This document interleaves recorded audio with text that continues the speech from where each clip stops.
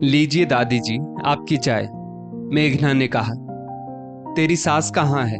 शाम के 5 बज रहे हैं, अभी तक कमरे से बाहर नहीं आई। दमयंती दादी ने पूछा। जी, उनको थकावट के कारण बुखार लग रहा है, मेघना ने कहा। मेघना का इतना कहना ही था कि दमयंती जी जोर जोर से चिल्लाने लगी। अरे ऐसे कैसे तबीयत खराब हो गई? परसों कुलदेवी की पूजा है, सभी अनाजों की सफाई बाकी है।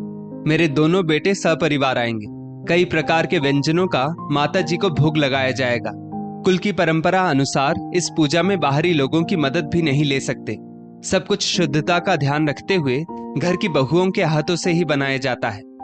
ये पूजा का कार्यक्रम स्थगित ना करना पड़े। अगले साल दुगना निवेद माता जी को भोग लगा देंगे। दमयंती जी चिंता के स्वर में बोली। दमयंती जी को अपनी बहू कुमुद की तबीयत से ज्यादा काम की चिंता थी। मशीन को भी मेंटेनेंस की जरूरत पड़ती है, पर काम कर कर के थकावट के कारण कुमुद को बुखार चढ़ गया। इस बात की किसी को चिंता ना थी।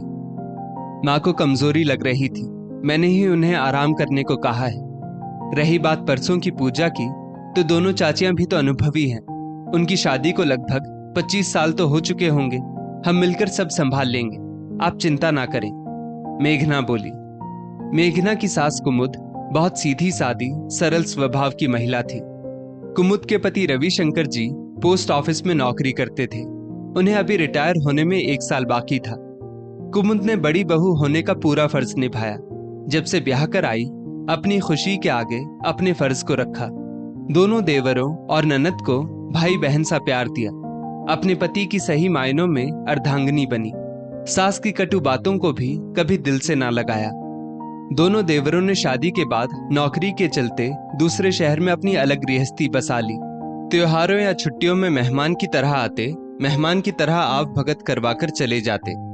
कुमुद का इकलौता बेटा अर्जुन 12वीं के बाद पढ़ाई करने शहर चला गया था।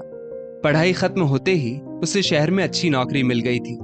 वहीं उसकी मुलाकात मेघना से होती है। उनकी दोस्ती कब प्यार में बदल गई पता ही नहीं चला। मेघना उन्हीं की बिरादरी के अमीर घर की बेटी थी, इसलिए शादी के लिए दमयंती जी को भी कोई ऐतराज नहीं हुआ। राजी खुशी अर्जुन और मेघना की शादी हो जाती है। मेघना शादी के बाद हफ्ता भर अपने ससुराल में रही। उसने देखा उसकी सास कुमुद की हैसियत अभी भी एक नई नवेली बहू की तरह ही है। सिर पर पल्लू रखकर दौड़ दौड़ कर दिन रात काम में लगी रहती है। ना कोई इज्जत, ना कोई उससे सलाह मशवरा लेता। दोनों चाचा और बुआ का परिवार शादी में शामिल होने कुछ यूं आया जैसे मेहमान हो। उन्हें सब कुछ हाथों हाथ चाहिए होता। कुमुद जी सबकी आव भगत मेहमान नवाजी में लगी रहती। कोई कहता चाय पीनी है, कोई कहता कॉफी, कोई कहता हम ये सब्जी नहीं खाते, हम वो सब्जी नहीं खाते।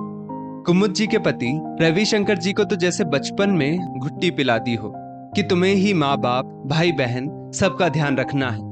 दोनों पति पत्नी ने खुद को झोंक दिया परिवार की खुशी के लिए। मेघना को उसके पति अर्जुन ने जानकारी दी थी कि दोनों चाचा चाची परिवार में किसी प्रकार का कोई सहयोग नहीं करते। मम्मी पापा की अच्छाई का नाजायज फायदा उठाते हैं। रिश्तेदारी में लेन देन सब पापा को ही देखना पड़ता है। दादी को भी चाचा चाची बोझ समझते हैं, तभी उन्हें 2 दिन के लिए भी अपने पास नहीं बुलाते। बस दादी से मीठा मीठा बोलकर किसी न किसी बहाने पैसे ऐंठते रहते हैं। जमीन का एक छोटा सा हिस्सा था, उसे भी बिकवा दिया और अपना अपना हिस्सा लेकर चलते बने। बड़े चाचा जी ने बेटी की शादी के नाम पर दादी के मोटे मोटे 2 सोने के कंगन ले लिए। साथ में पापा से भी 51,000 का शगुन डलवाया। छोटे चाचा जी ने अपना घर बनवाने के नाम पर दादी की फिक्स डिपॉजिट तुड़वा ली। तीज त्योहार पर छुट्टियों में दादी से मिलने के बहाने मेहमान बनकर आव भगत करवाते हैं और हजारों का चूना लगाकर चले जाते हैं। पापा की परेशानियों से उन्हें कोई सरोकार नहीं है। इधर कुमुद जी को डॉक्टर को दिखाया गया। डॉक्टर ने वायरल फीवर बताया। डॉक्टर के अनुसार उन्हें 3 से 4 दिन तो ठीक होने में लग ही जाएंगे। दमयंती जी के माथे पर बल पड़ गए। पूजा के वक्त दोनों देवरों का परिवार आता है, ये सोचकर कि सारी तैयारियां तो कुमुद भाभी ने कर ही ली होंगी। जैसे ही दोनों देवरानियां आरती और सीमा घर में घुसी, दमयंती जी ने कहा, छोटी और मझली बहू कुमुद बहू को तेज बुखार है, तुम दोनों फटाफट नहाकर नैवेद्य का प्रसाद बनाने की तैयारी करो। दोनों देवरानियां एक दूसरे का मुंह देखने लगी, मानो सांप सूंघ गया हो। कहाँ हर साल कुमुद भाभी पहले उनसे चाय पानी को पूछती, उनके पहुंचने से पहले ही सारी तैयारियां करके रखती, और आज उन्हें स्वयं किचन में घुसकर 36 प्रकार के व्यंजन बनाने होंगे। माँ जी, भाभी की तबीयत ठीक नहीं थी तो कुलदेवी की पूजा का कार्यक्रम स्थगित कर देना था, अगले साल दुगना नैवेद्य चढ़ा देते, आरती बोली। तब मेघना बोली, चाची जी, नैवेद्य की पूजा सिर्फ हमारी तो नहीं है ना, आप लोगों की भी है। इसमें हम सबको शारीरिक और आर्थिक सहयोग देना चाहिए। आज तक तुम्हारी सास ने हमसे इस लहजे में बात नहीं की, और कल की आई तुम हमसे बहस कर रही हो। इस बार सीमा बोली, आप सब पूजा में शामिल होने केवल माँ के भरोसे आते हैं, पर अब उनकी भी उम्र हो गई है, उनसे अब सब अकेले नहीं संभलता। मेघना ने कहा, अब ये सब बहसबाजी छोड़ो, जल्दी जल्दी हाथ चलाओ और पूजा की तैयारी करो, दमयंती जी ने कहा। तब तक कुमुद भी बाहर आ गई। माँ, आप बाहर क्यों आ गई? हम सब संभाल लेंगे, मेघना बोली। घर में इतनी बड़ी पूजा है और मैं आराम करूं, ऐसा कैसे हो सकता है? कुमुद बोली। ठीक है माँ, आप यहाँ बैठे और हमें गाइड करें, मेघना ने किचन में एक कुर्सी रखते हुए कहा। सभी काम धीरे धीरे हुए, पर हो गए। कुलदेवी की पूजा भी बिना किसी विघ्न के संपन्न हो गई। अगले दिन सब वापस जाने की तैयारी कर रहे थे, तब मेघना ने सबके सामने अपनी बात रखी। हम कुछ दिनों के लिए माँ को अपने साथ शहर ले जाना चाहते हैं, ताकि उन्हें अच्छा महसूस हो सके, खुलकर अपने लिए भी कुछ दिन जी सके, मेघना ने कहा।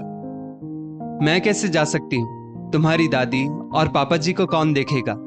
कुमुद बोली।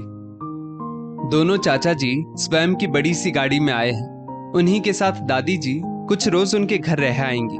दादी जी, दोनों चाची जी की भी तो सासू माँ है, उन्हें भी तो दादी जी की सेवा करने का पुण्य मिलना चाहिए। जब जमीन जायदाद में हिस्सा लेने का उन्हें हक है, तो माँ की सेवा करने का फर्ज भी तो अदा करना होगा, मेघना ने मुस्कुराते हुए कहा। तेरे पापा जी के खाने पीने की व्यवस्था कैसे होगी? कुमुद ने प्रश्न किया। माँ, आप चिंता ना करें, इसका भी मैंने बंदोबस्त कर रखा है। कल जब मैं बाजार जा रही थी तो रास्ते में कई जगह टिफिन सर्विस वालों के पर्चे लगे थे।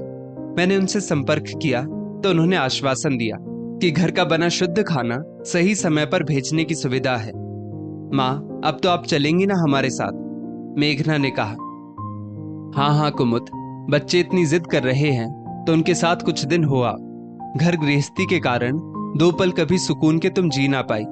मैं भी तुम्हें 2 दिन के लिए शहर से बाहर घुमाने कभी ना ले जा सका। मैं एक अच्छा बेटा, अच्छा भाई, अच्छा पिता तो बन गया, पर शायद अच्छा पति ना बन सका। तुमने आज तक दूसरों के बारे में ही सोचा, आज तुम्हारी बहू आ गई है तुम्हारे बारे में सोचने। कुमुद के पति रविशंकर जी बोले।